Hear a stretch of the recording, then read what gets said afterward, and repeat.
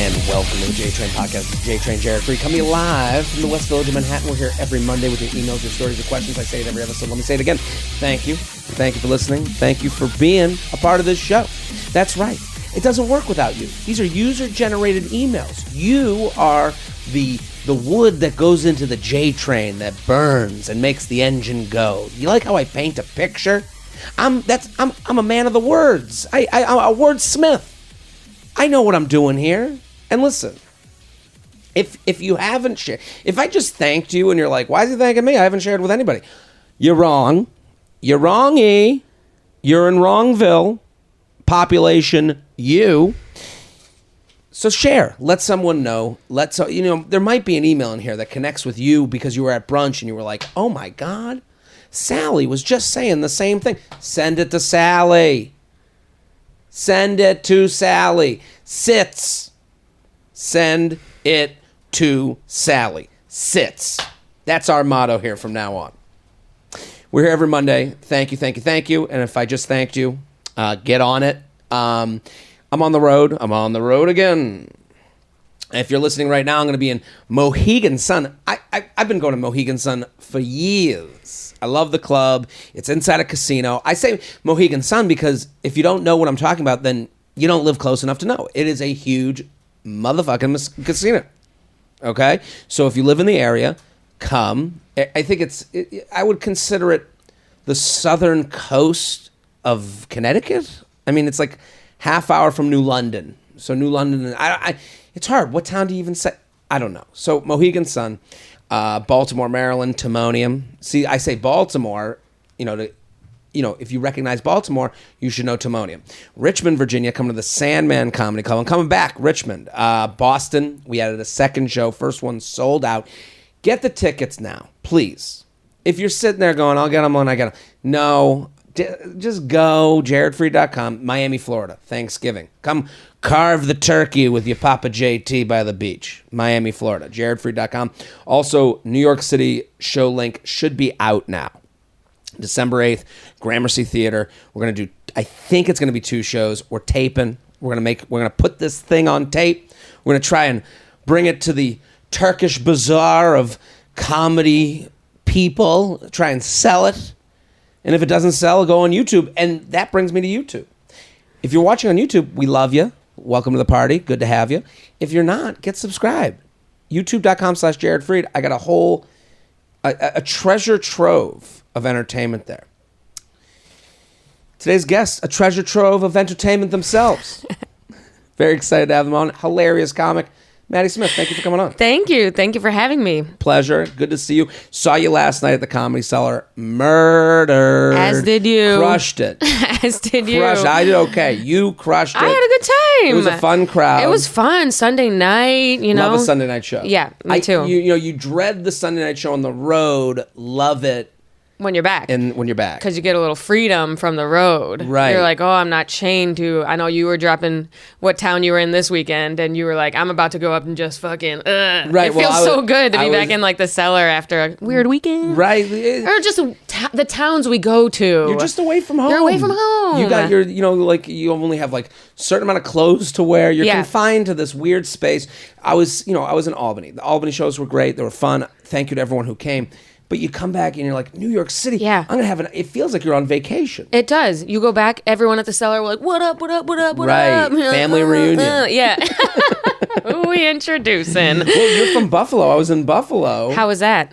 Buffalo was good. Yeah. The shows were fun. The shows in Buffalo, doesn't take themselves too seriously. Yeah. Except when it comes to the town of Buffalo. Then I know. they get really up their own asses. They fucking do. They think they're so chill and fun. All of a sudden you make one joke about Buffalo and they're fucking slamming you into a table. Right. Well, I even said the tables, I mean, if you're a listener here and you listen every week, this is like Buffalo month because I just couldn't get over how anal they were, and you're from the area. It's a lot. You know what I'm talking about. You go, the tables. I said, I'm going to the town of throwing people through wooden tables, and people were like, they're plastic. FYI, Bill's Mafia will fuck you up. Shut up, dude. It's enough, right? Yeah, then, and how do you even know they're plastic or wooden if you're blackout all the time? Right. So, just drunk off your ass. Yeah. Well, it's funny because I'm from Boston. are outside of Boston. I'm from a town called Needham, but like the New England area has that too. This absolutely. Everyone's against us. Boston strong. When you move away from somewhere like that, you go, oh, they look ridiculous. Oh, you guys look ridiculous. Right. No one cares. No one cares. Your pride in this one-horse town is humiliating. But what's up? I'll be in Buffalo, and if you're not kidding. We mean that in a loving way. Absolutely. Because you go, the Boston Strong thing was like the first. I was like, wait a minute. As if, like, because you start doing blank strong after a tragedy. So yes, blank strong. So it's always town strong. Right. Tragedy happens. Very sad. Boo, goo goo gaga. Yeah. We're all turn into babies. So tragedy happens, and we're not like, listen, we're just saying general tragedy. I'm not even speaking about a specific tragedy. Right. The town goes, look at us. We came together. I want to know the town that didn't come together. Right. There's no town that was like, I guess we give up now. I'm just saying, I haven't heard Oklahoma City strong, and they had the first instance. Well, they came together. They right. Right. I don't know. We try to do these like rags to riches tales that don't exist. I understand this is what I guess makes us wake up in the morning. I guess so, but I also think Boston has always been fine. This would sound like something like Boston for them to be like, oh, everyone's again. Like, that's a pretty strong major city. Right. I don't think the people of La Jolla think about how strong or weak the people of Boston are. Like, no. I don't know. So pumped to have you here. Buffalo's own Maddy Smith. Everyone go follow @Maddy Smith on Instagram. You're touring the country. Wild Now. What is that like? I watch your Wild Now videos, and they're like fun to watch. You're very funny in them. It is. Is it hot? I mean, is it?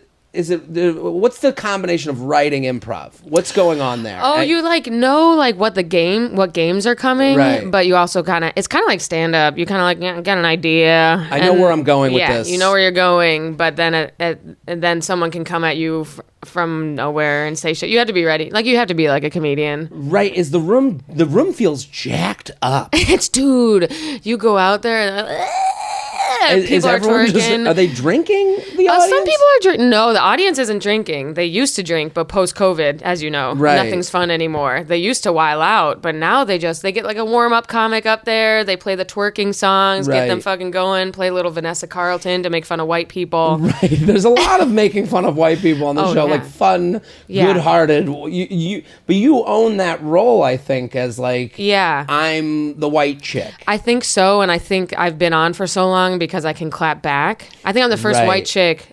Justina's obviously, but she's like a little bit different. I'm the first white that can Buffalo clap white. back. Buffalo white, like pure, like no seasoning. I'm mean to my mom. She's a whore. Like, I'm a white person, so I'm the only one who's ever like clapped back. And so people love that. I mean, it's a great position to be in, I think, because you're in this show where like you are white chick on the show. Yeah, like, I am white chick. I am white chick. Right. You really can't get around it. Yeah, you can. But when you hit someone, it is like, do they tell the audience, react like it's a prize fight? No, they don't tell them anything. They just say, have a great time, guys. They tell them, clap when Nick comes out, shit like that, but they don't tell them where to laugh. Love it. So, I mean, it's you got to go watch Maddy's videos. They're great. Check it out. Maddy Smith. And you're touring the country. All her dates are on her website. Go. @Maddy Smith. You have a podcast. Yes, it's called That Time of the Week. What is the... It's just me and my girls bantering every week. It's shooting the shit, talking shit about dudes. Love it. If you like Jared's pod, you'll like mine. So go subscribe, add it to the podcast library of sorts. We're going to get into the emails. You ready? I'm ready. JTrainPodcast@gmail.com, JTrainPodcast@gmail.com. Keep sending your questions. We love them. Any advice question, lifestyle, relationship, friendship, we take them all. JTrainPodcast@gmail.com. Shelby's reading them. Shelby is up at night, every night, reading your emails. He's got a little candle. He's got that hat that Scrooge McDuck wears to bed. He's out there, reading. He's got his little bifocals on. Right. Yeah, he's doing a whole thing. So, current boyfriend, unsure about whether to get back with his ex. Okay. Single relationship. What's your So stats? I'm incredibly single. I'm about to be 31. Like, I really like being single. You love it. And I can't get into the idea of having a man in my life right now. So it is interesting. This is a very to me, that's a very female answer because it's always an on-off switch. Oh, yeah. I am single. This is my single time, going through my hoe phase. And it's like, you ask a guy, they're like, I could get into something if the right person came along. Totally. Like we almost, guys turn into politicians with this shit. Oh, yeah. You never want to say the wrong thing. No, you don't want to be wrong. And girls, we're more fired up. Right. We've been screwed over a lot. So you're fired up to be single. Are you going on dates? Not really. No, just not really. You know, I'm on Raya. On Raya, Yeah, look at that's the famous Tinder. It's the famous you have to Tinder. have a following of sorts, or you have to be a public persona to get on there. I guess it's getting pretty weak lately. I was on it and I deleted it. You know, you go through the app deletion phase. Yep. And I deleted it because I deleted them all because of you delete them, but then they ask you, they go, "Are you sure?" Because you have to reapply. Right. Once you delete. And I go, and I was like, you know what? This app, it feels like a party everyone wants to be at, but nobody dances. Yep, exactly. Nobody talks to each other. No one. Or you get the worst messages from dudes. It doesn't go anywhere. I've gone on maybe 2 Raya dates. How were they? Not bad. Yeah. Actually, nice guys. It's a great app for vetting, weeding out the losers. Like the losers. No, a lot of them are under 2K on Instagram. Oh, gross. Now it's just if you're passively attracted. Right. I know, horrifying. I'm like, under 2K. Ooh, guess we're not doing so hot. Guess you like your family. But it's a good way to weed out really, really, really scummy people. You know? Right. I guess it took a while to get on there. Who'd you get who was your rec? I randomly got on there quickly. I had a girl in Austin who has 10 million on TikTok who somehow wasn't. And it might be easier for girls too. It might be that you got to have women on these apps. Absolutely. I had Gad Elmaleh, the famous French comedian. Okay. Oh yeah, Gad. Gad, and he was like, you got to be on Naraya, and I'm like, dude, I'm not anybody. I was like, and this was before I was with my long-term girlfriend. So this is 5 years ago at this point. And he's at the cellar, he's got his arm up. He's got 6 girls under each arm. I met them on Raya. Yeah, you got to go. Look at this. And I'm like, dude, I'm not going to get on there. Then finally I got on and was it was a week before I became I got on and I was like, I'm going to be in a relationship. I knew, and I was and then I came out of the relationship and I was like, okay, I still have this. I think I deleted it in a way where you're still active, you still popped it back in. I was able to get on it real quick, and I was like, it was interesting. It was definitely here's one thing about Raya that you notice, and because it has this public persona, marketing scheme, so to speak, the pictures were better. Oh, yeah. It was people that were acutely aware of how they look in a picture. Everyone is put together, so it's more fun to swipe. Right. It feels less like digging through the trash and more like, oh, look at my local option. Right. Oh. It is, and it is one of those things where you go, they're not prettier, they're not better suitors. It's just they know how to market themselves. Yes. And you're like, this is weird. All the photos are good, which makes it more dangerous because then you go and meet in person and you're even more thrown off than just a Hinge profile. Right. But one thing I will say about Raya with the party thing, and dancing, and unfortunately, when you're in your 30s on Raya, everyone in their 30s right now is busy as fuck if you're career oriented, and that's everyone on Raya. Well, that's the thing. If your career is to be public, it's well, I'm out at night this week, and then there's also the Jewish holiday, and then there's also I'm coming back from my, I'm still unpacking from the Hamptons. It becomes 30 you're I have an excuses. hour tomorrow. That's the other thing is I'm so, you want to come and lick my you pussy? Can walk with me. Yeah, you can join me while I do laundry. That's also why it's hard for me to be the idea of having a man, not even just an anti-men thing. It's just no one will be able to enter my life right now. It's too much. I mean, I'm having a little bit of that. I've been trying to go on dates more thoughtfully, and I have a little bit of that. You go on the first, you go, and then when's the second one even playing? Right, you're I'm gone for 3 weeks. Right, and then I got back yesterday from Albany. And I'm sitting in a bar. I'm watching football. I'm I'm very comfy. I know. I was I got my phone. Yep. I got my football. I got my drink. Got some wings. We're good. And then I have a 10:50 show. Or an 8:50 show, and you go, when am I even? There's no room. All of this would involve active listening. That's the thing. Absolutely. You're just like, Again. there is the thought before you go on a date where you're like, do I want to do this for an hour? Because you forget they talk too. Right. I love talking. Don't get me wrong. Look, talking is easy. It's so fun. And it's, but then going, oh, yeah. Family? Oh, yeah. Shelby, we should make this the video. This is the hardest part. This is me on a date. Oh, yeah, I've heard of him. Right. Oh, your dad's a doctor? What kind? So lame. Right. And you just want to go, can we just look at our phones and then show each other people that we hate? Or can we go home, you show me your dick, and I'll see if this is worth moving on? Exactly. Let's just cut through the bullshit. Okay, let's go to the emails. Okay, current boyfriend unsure about whether to get back with his ex. Hi, Jared. A million thanks. I'll jump right in. I've been seeing this guy for 4 months. I am 24. He's 29. Things are going great. We both really like... I like that she's like, things are going great, but the title is, my boyfriend is into his ex. Yeah, this is like... So they're not going great. But she's able to objectively talk about it. She's 24. She has hope. That's why. Right. We both really like each other, have met families and friends, talk about the future, etc. He has an ex that is still in his friend group. They dated for 1.5 years, lived together for a little bit, and got back together briefly after the first breakup. Oh. Both times he has been the one to break up with her, and he has expressed some uncertainty about whether he regrets doing it. Their last breakup was 2 years ago. Recently, they saw each other at a friend's party, and he told me it was emotionally overwhelmed. That he was emotionally overwhelmed with feelings of the past and felt a gravitational pull to her due to the lingering feelings. I told him, let's take a break for a few weeks so you can figure out what you want. To keep seeing me and have boundaries with her, or to end things with us and give it a third try with his ex. At the end of the 2 weeks, he came back and said, I feel 3 things equally. Oh my God. This guy is confused. He wants it all. 1/3 of me wants to keep seeing you. 1/3 of me wants to give it another go with my ex because I feel like we have unfinished business. 1/3 of me still doesn't know what I feel.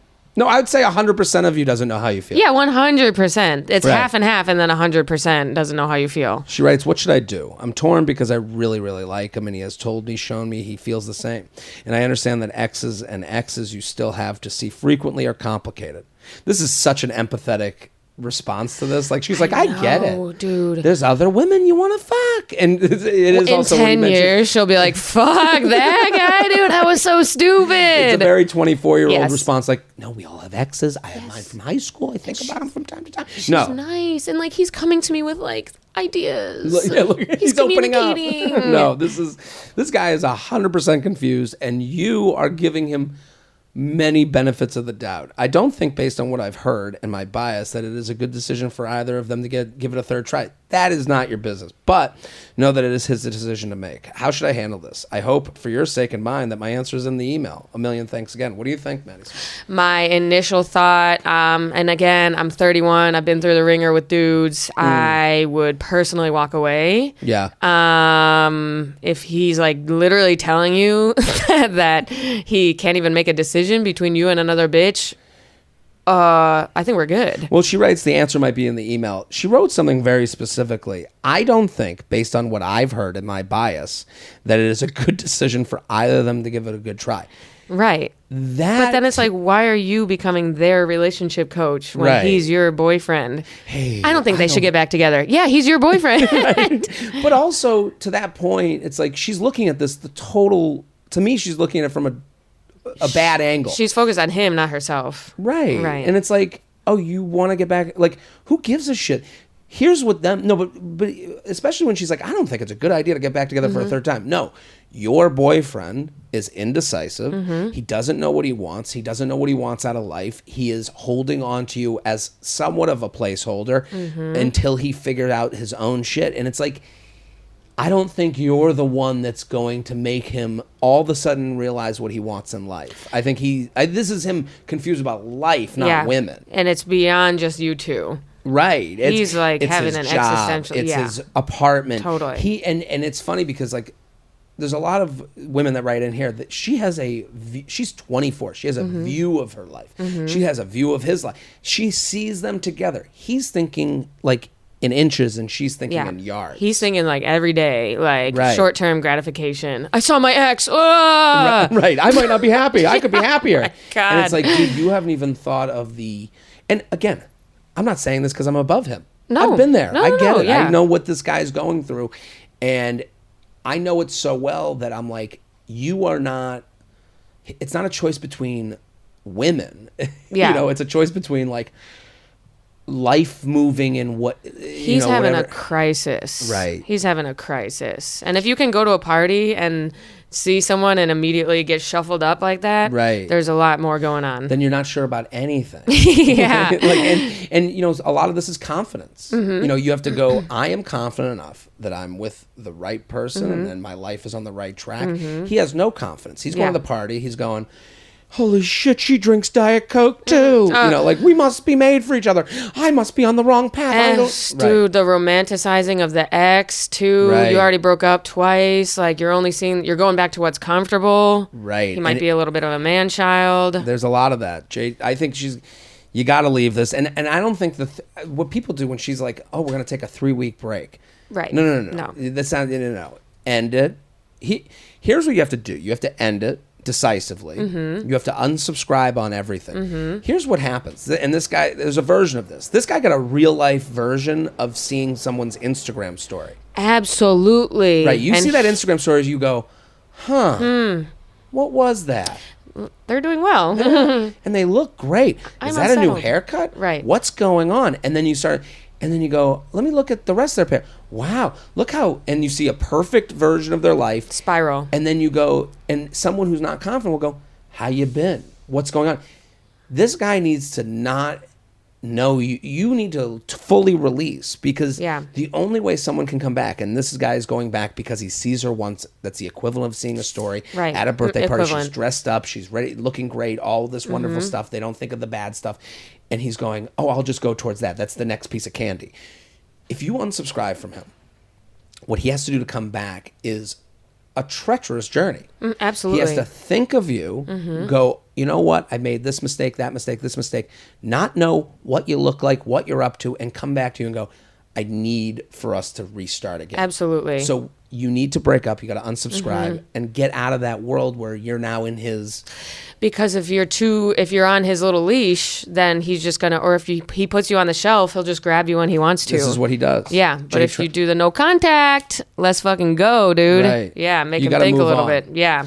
JTrainPodcast@gmail.com, JTrainPodcast@gmail.com. Here with Maddie Smith @Maddie Smith on Instagram. Go follow. We're sponsor people. Oof.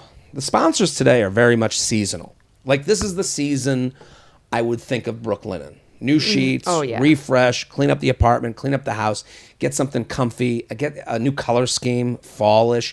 Brooklinen knows that your bed is made for much more than sleeping, eating, drinking, binge watching, cuddling, exercising.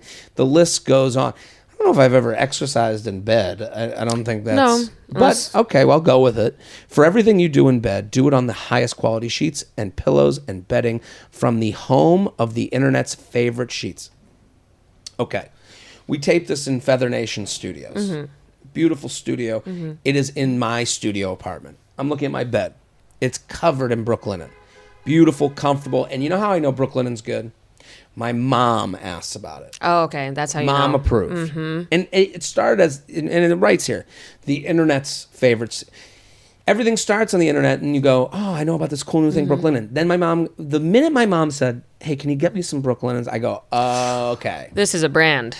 Yes. And what they did is they cut out the middleman. You're not going to the department store. You're not going to Bloomie's. You're not paying the rent for a warehouse that you don't need to pay for. So they took out all the middle people, and then they're passed on the savings to you. So you're getting beautiful hotel quality sheets, bedding, and more. They got loungewear now. They got all this stuff.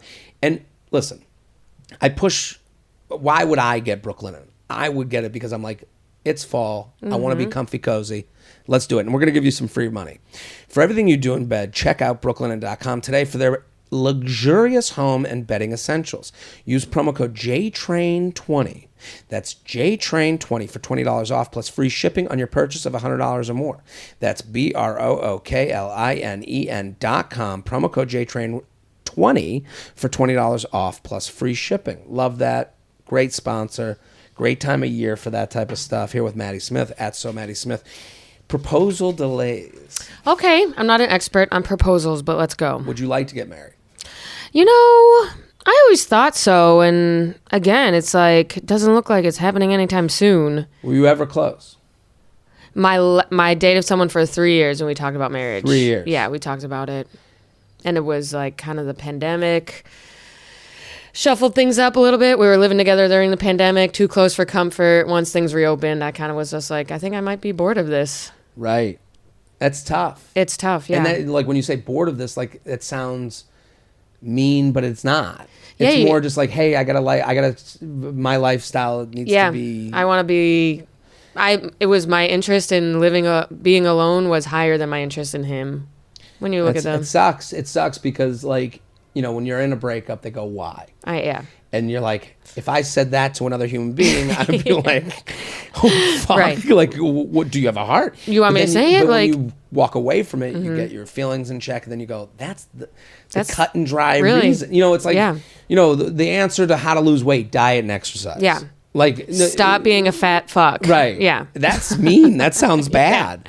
When you're in the midst of it, you go, well, I got to be better to myself, and I got to wake up earlier. And it's like, no, stop eating. Stop eating. Like, I beg of you. It's that easy. Jared, longtime listener who has shared your podcast with many friends. My boyfriend now listens too. Thanks for the laughs and good advice. I've been dating my boyfriend. Oh, now they're going to ask about their boyfriend. All right. If you're listening, dude, here we go. I've been dating my boyfriend for almost 3 years. He's 40, I'm 35. He has casually mentioned us getting married, like wanting to elope instead of a big wedding, and has said he is interested in marriage but hasn't proposed. Most of his friends are married and have children, so he's the odd man out.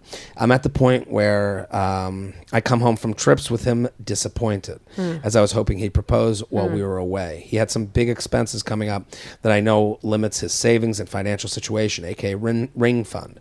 Could this be the reason an engagement hasn't happened, or is he just not sure yet? Is the money ring issue a concern for guys? I don't want to drop an ultimatum, but do have concerns about being dragged along if he has no intention to propose. Thanks for the perspective on this.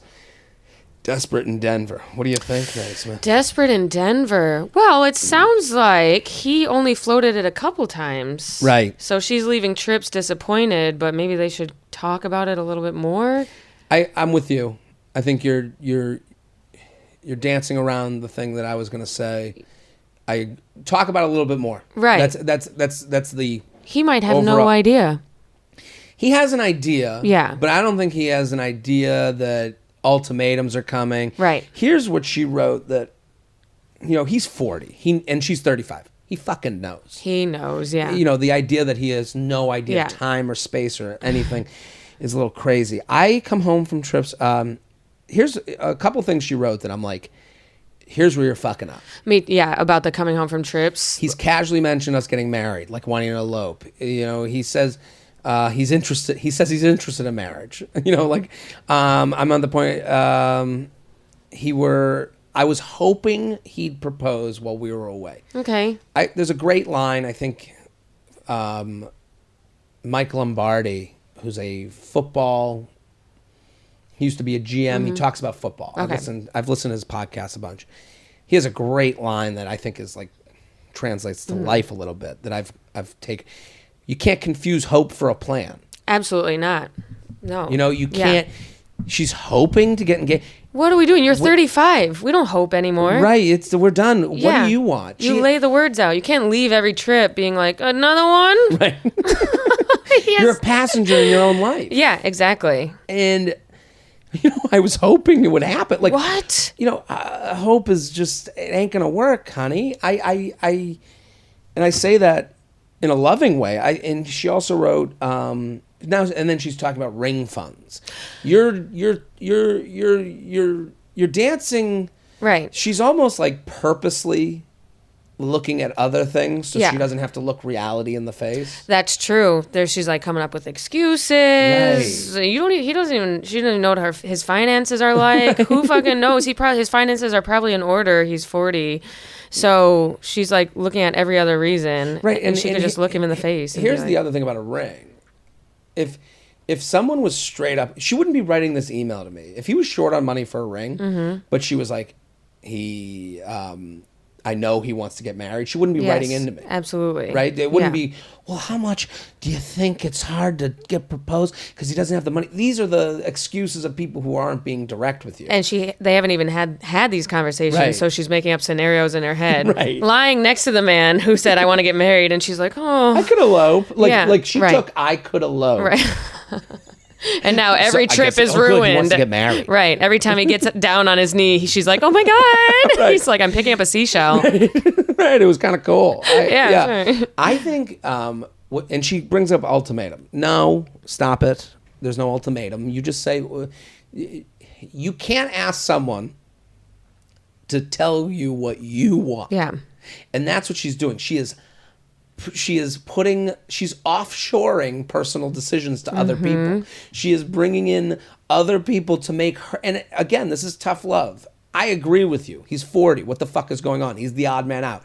But that's not a reason to get married. I don't get married because my friends are married. Right. I don't get married because, I don't know what to do with my Saturday night. You know what? I'll fucking find something to do. I'll be okay. Yeah. She is sitting here going, well, all these reasons are the reasons he should, but you haven't talked about why you want to get married. What's your plan? And I think if she went to him and was like, I want to be married the next year. Mm-hmm. Okay. And then let's do it. He's got to, and then he has to live with that. Right. And because she says, but I have big concerns being dragged along. You're dragging yourself along. You can't get dragged if you just say what you want. Right. Yeah. And she's looking to, it is funny that she's looking to hang on to these like half statements and then blame him. Right. When she doesn't get what she wants, when she's not saying, and listen, I want to be married the next year. Mm-hmm. It doesn't mean that's him. Right.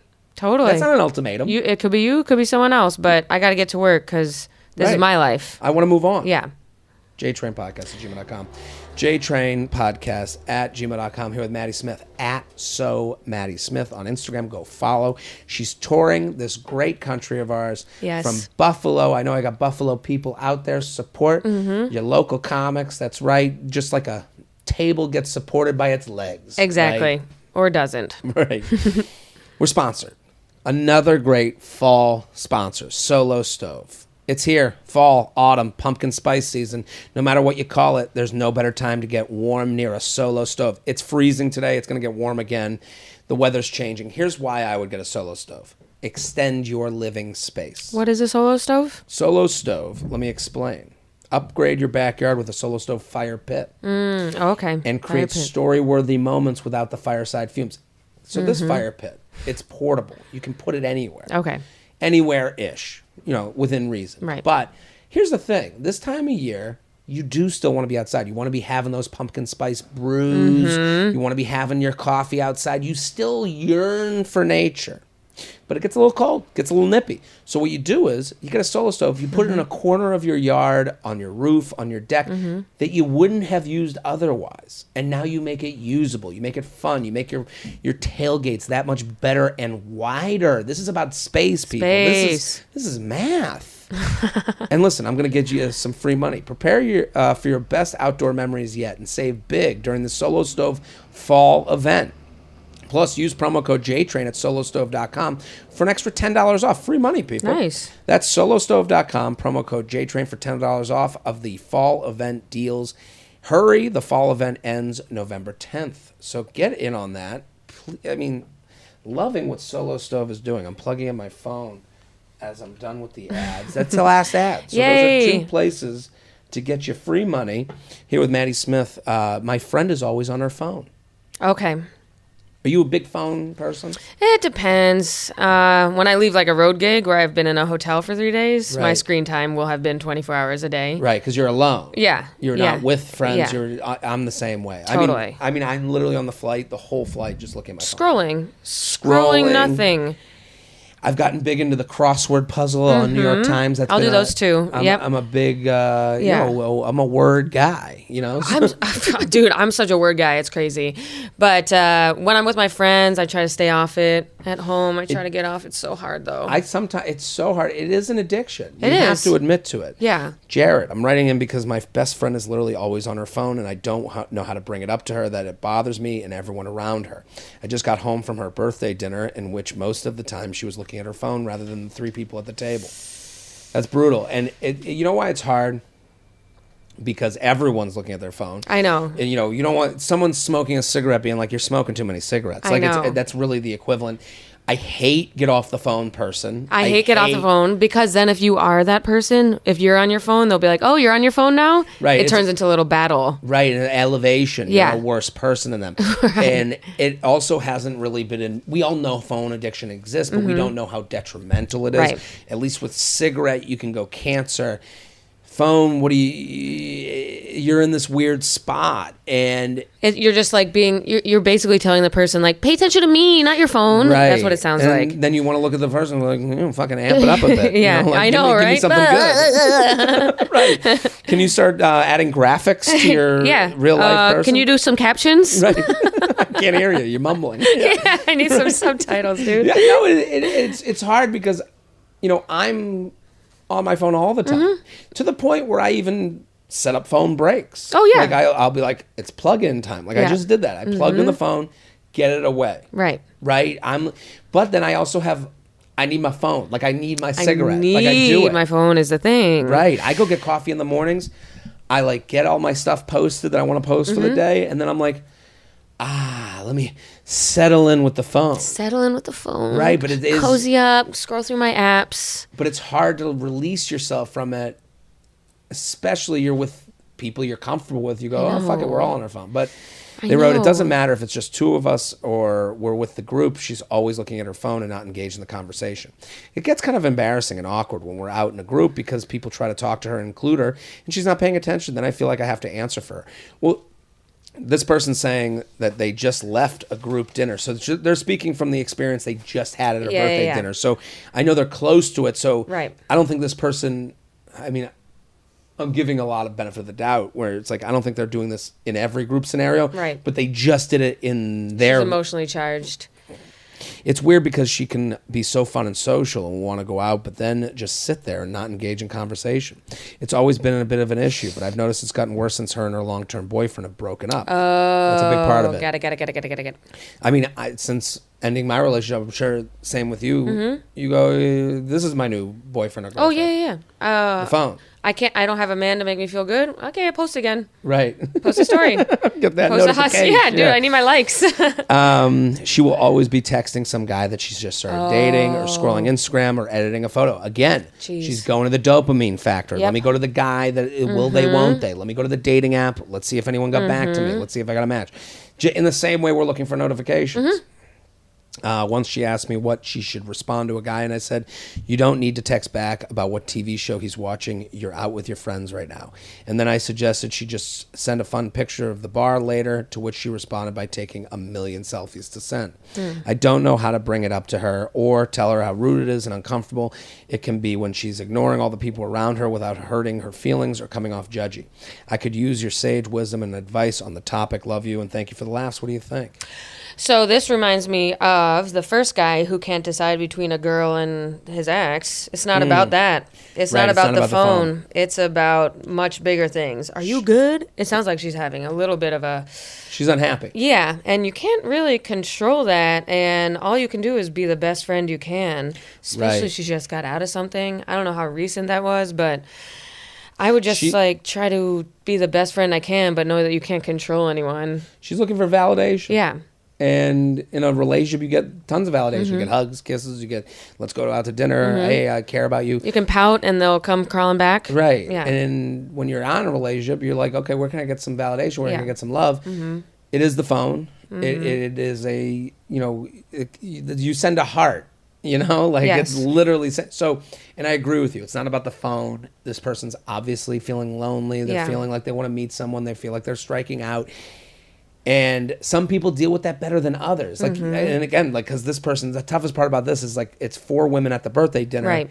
She's like, all the rest of us don't need this. Right. Yeah, the rest of you might be a little bit, have your other issues. Yeah, you don't know what those are. You probably have your little relationships or don't, but it's always like, I feel like in girlfriend groups, when one girl kind of goes a little crazy, the other people are like, oh, she's losing it, rather than going in with compassion. There's always one girl that you're talking shit about, and then she cools off and someone else is the problem. It is funny that she wrote in, like, I feel ignored. Right. And I have to pick up the slack. Right. It's not... This person's going through a huge life thing. I mean, to me, the girl sounds like she's losing it, and everyone should just be like, "Are you good?" Like, can you imagine? She's like, "I gotta text this guy back," and you're like, "Yeah, text him later." And then she takes a million selfies. Like, what's going on here? What's going on? Are you good? Here's what they should do. It sucks because you can't go to her and go, "You're on your phone too much." Like, that's just judgy. You can't. It starts with, "Are you good?" Yeah. You seem, and don't make it about the phone. You can't make it about the phone because you can't sit there with your phone in your hand while telling her that she has her phone in her hand. Absolutely not. And then if she doesn't have her phone, she'll be like, She'll be texting another group that will be like, "Oh yeah, she is a bitch." Exactly. So here's 2 suggestions. 1, ask how she's doing. You see, and just say, we were at your birthday dinner, and it just seemed like you were off. Are you good? Yeah. Right. Just say the birthday dinner, and don't reference the phone. Just you fell off at your birthday dinner. Also, a birthday is kind of a sad day for a lot of people. Yes, especially if you're just breaking up, you're alone. Birthdays are a one-day opportunity to take an assessment of the last year. Right. And if it didn't go well, you're probably like, "Oh, fuck it. I want to ignore it by being on my phone." Yes. I get that. So I think you got to ask, "You good?" And then second, here's an idea. Hey, I'm having a party. I'm having a pregame.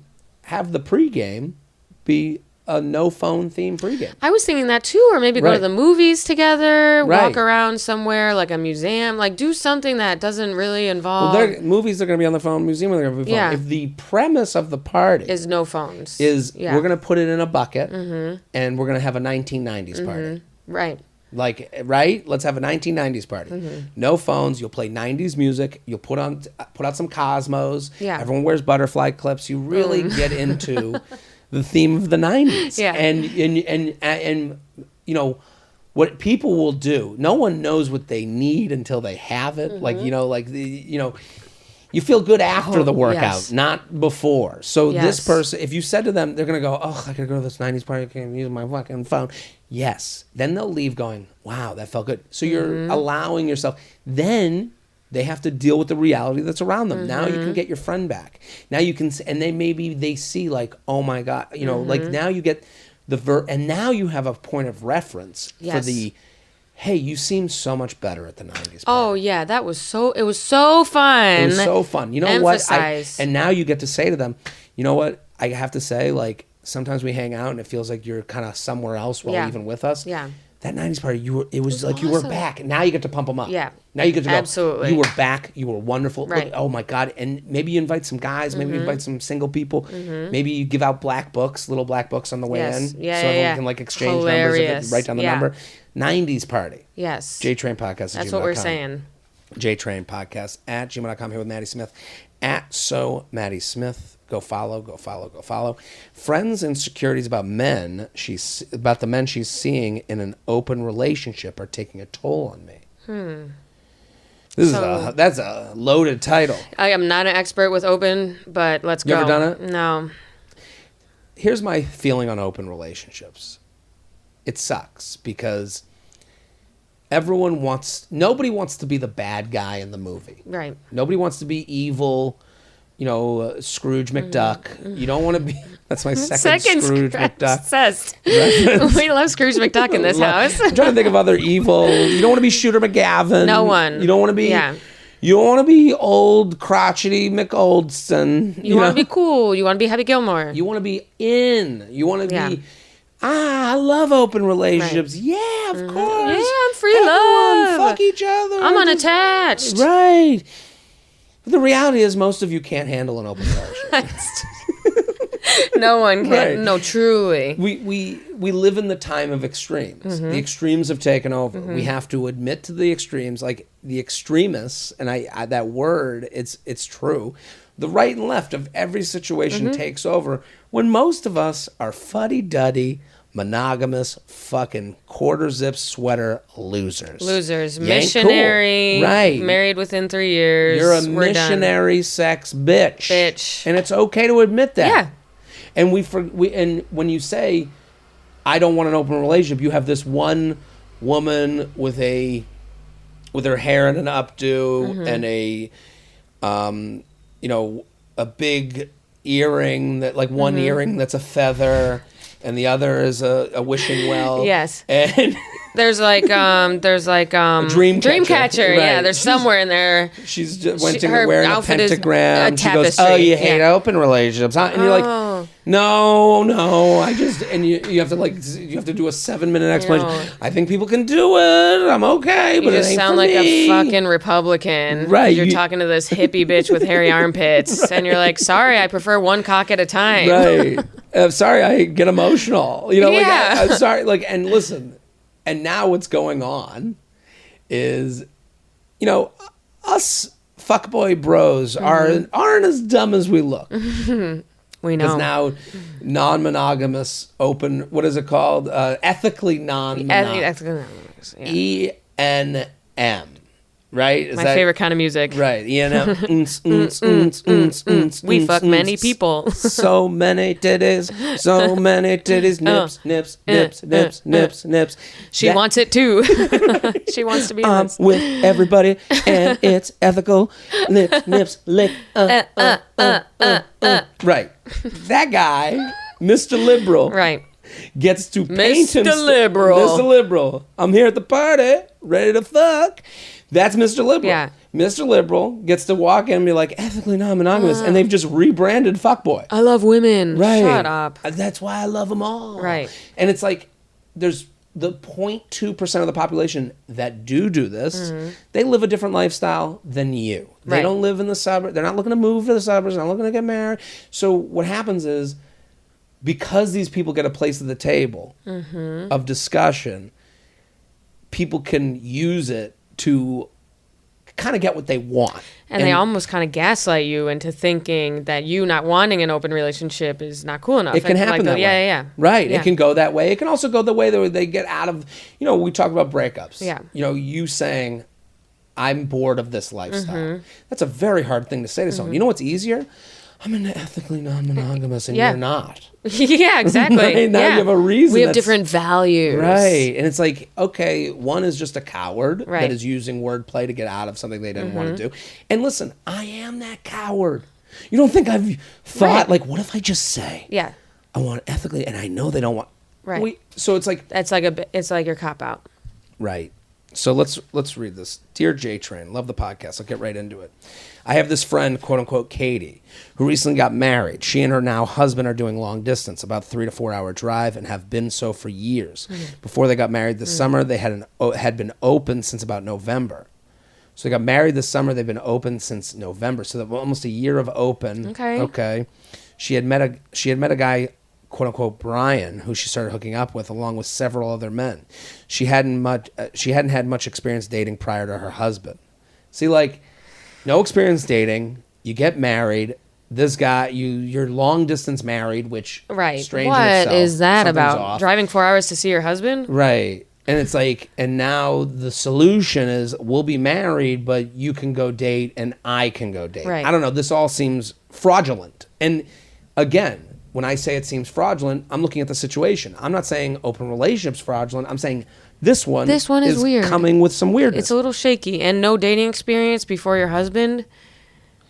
She writes, she hadn't had much experience dating prior to her husband, and I'm pretty open sexually. See, this is what this person has to say. Yes. They go, I'm open sexually, so I've always wanted to support my friends in their exploration. Right? We this person doesn't want to be Shooter McGavin, Scrooge McDuck. Not at all. No, conservatives. And it's like, that doesn't need to be said. Not at all. I'm open sexually. I suck a couple dicks. Every so often? Right. I'll take Plan B.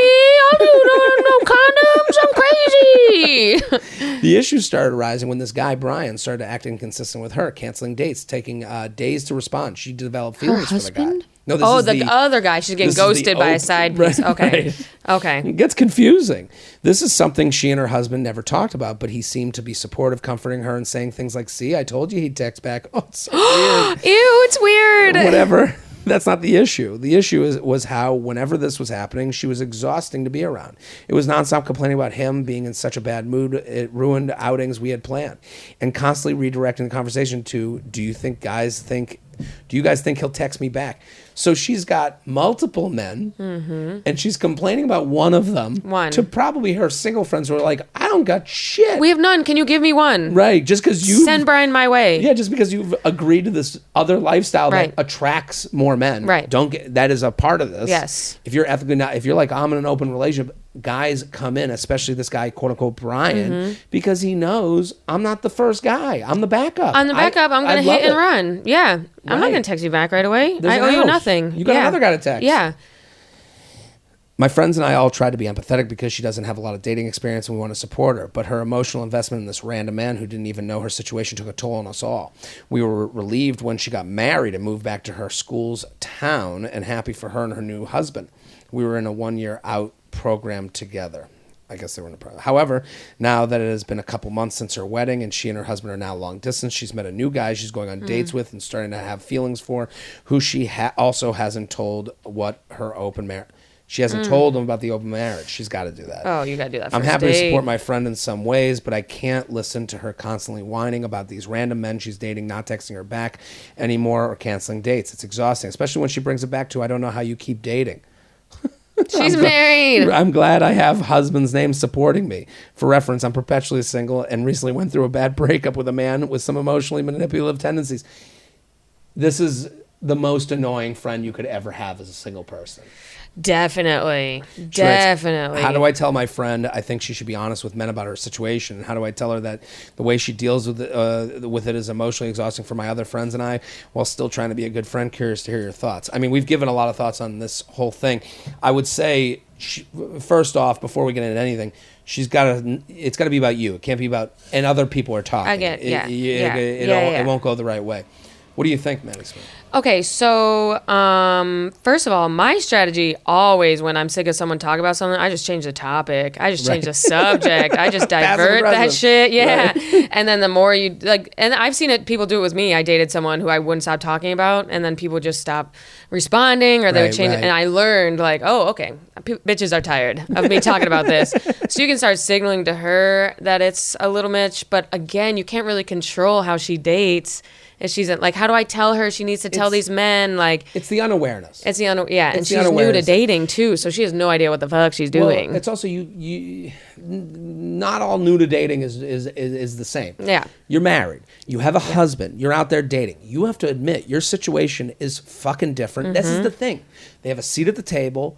And they should have one seat as opposed to the same amount of seats. Right. Because there's only there's very few people. This is an unrelatable issue to most of our audience. Absolutely unrelatable. The only relatable issue is two friends that are dealing, a friend being exhausting to another friend. That is a relatable topic. That's relatable. The way this is happening is unrelatable. Oh, my friend is in an open relationship and all the guys, her husband supportive. Yeah, long distance. Like, what is going on? I'm getting confused, you know? Right. Yeah. So we have to I think you need to tell her, you sound unaware. Yeah. I am single. And when you say, I have the support of my husband, can you understand how shitty that sounds to me? I would tell this person, you seem unaware of that your situation is not the norm. Yeah. And it's hard for me to care. Listen, woman with dating issues, not the craziest thing in the world. Right. And I'm here to support you. Women with a husband who's supporting in every, when you have backup love. Yeah, and now you're going wackadoodle over some random dudes. Like, maybe learn about what you want from these dudes. That's what you should tell the friends. What do you want from these guys? Yeah, what's the end game? Yeah. Yeah, I guess that is a great point because you do wonder, if your end game is nothing, then these guys don't really have to come back to you. And so your anxious attachment, it sounds like an anxious attachment, and so she should probably not be in an open relationship, but I can't control that. So I think the friend needs to be like, yo, you gotta chill. Well, she's putting a Band-Aid on a flesh wound. Absolutely. Right? So she's bleeding out. Right. She has hemophilia at this point. Right. It's over. And the Band-Aids are random dudes who come in to the fuck factory that they know they don't have to commit it to because this person, and she's not even telling these guys. I know.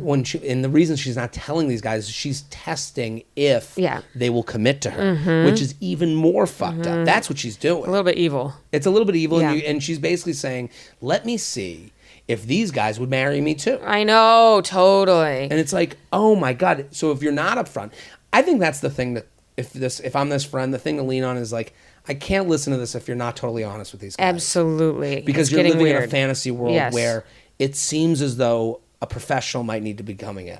Yes. Right? Yes, I would say. And whether that professional is a therapist or millionaire matchmaker, like someone help this girl out because she's very confused. Right. And it goes back to our original conversation about open relationships is an extreme. Mm-hmm. We have to, not that it can't happen. Again, what I'm doing right now annoys the fuck out of me. It can happen. No. Show me it and I'll believe it. She is living in the extreme of lifestyles, and then she is not admitting to that. Mm-hmm. And so then she's going, oh, dating's hard. It's like, you have a husband. Yeah. Yeah.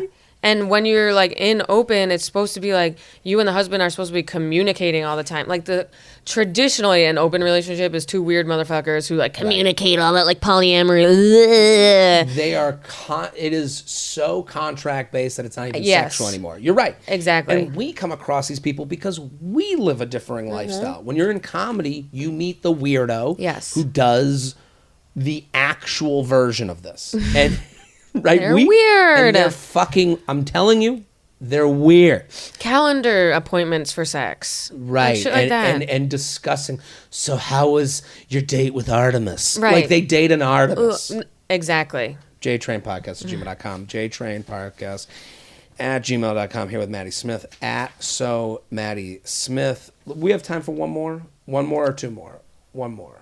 I think one. I like this one. This is a fun one. Okay. We'll leave out the Crossroads one. We'll put that in the next episode.